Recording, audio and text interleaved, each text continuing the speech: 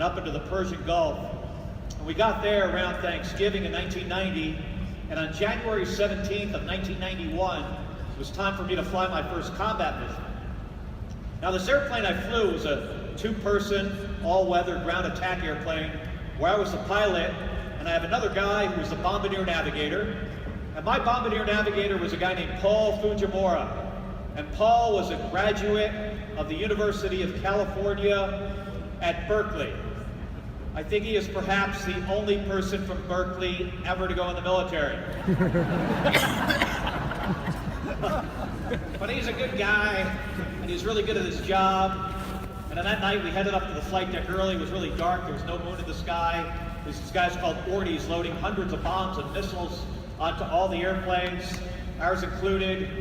We're carrying 8 1,000-pound bombs that night to drop on a hangar at a place called Shaiba Airfield in the city of Basra in southern Iraq. And Paul and I hop into the airplane. We turn on the batteries, avionics radios. We hear another A6 intruder just like ours just get shot down.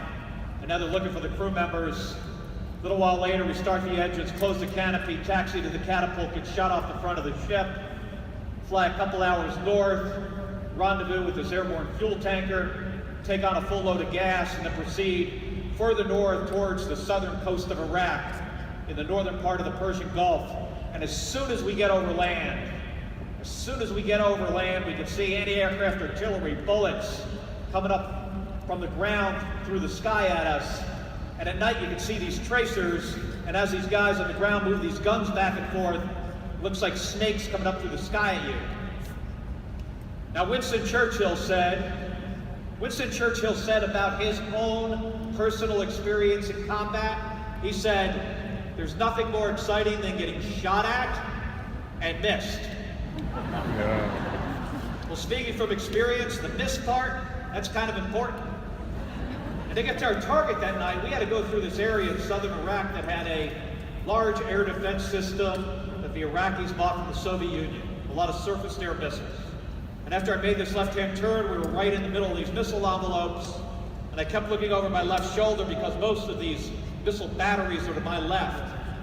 And I gotta tell you folks, the worst feeling I've ever had in my life up to that point was seeing that missile come up at our airplane, big bright white dot, just getting bigger, not moving forward or aft in the canopy. And if it just gets bigger and stays in the same exact place, you know what that means? Coming. It means it's coming right at you. And as soon as I see this thing, I say to Paul, I say, hey, I think we've got a missile tracking on us. Now his job is to find this hangar we're gonna bomb on the radar and infrared sensors, so he's looking at these screens. He's got his hand on this joystick, and his only response to me is he says, Roger, I'm tracking the target. A little while later I said, Paul, this isn't good. Did you hear me? We got a missile tracking on us. And again, just Roger, I'm tracking the target. So he's doing what we call in the Navy or at NASA, compartmentalization, which is focusing on the stuff that you can control and ignoring the rest. Now a little while later, this missile is about to hit us, and I say, hey, we're gonna have to do a last-ditch maneuver, and his only response is, okay. I add full power, I roll the airplane upside down, I put the stick in my lap, we go down, missile goes over the top, it explodes, big flash, airplane shakes, I get the airplane turned upright again, look at the instrument panel, both engines are still running, all 4 hydraulic systems still have pressure, so it doesn't seem like we have any holes in the airplane. So I get turned back towards the target. You know what's worse than seeing the first missile? Seeing the second one. This is like the worst. We go through the same process again, eventually upside down again. This time missile goes over the top, doesn't explode. Eventually we get into this 30-degree dive.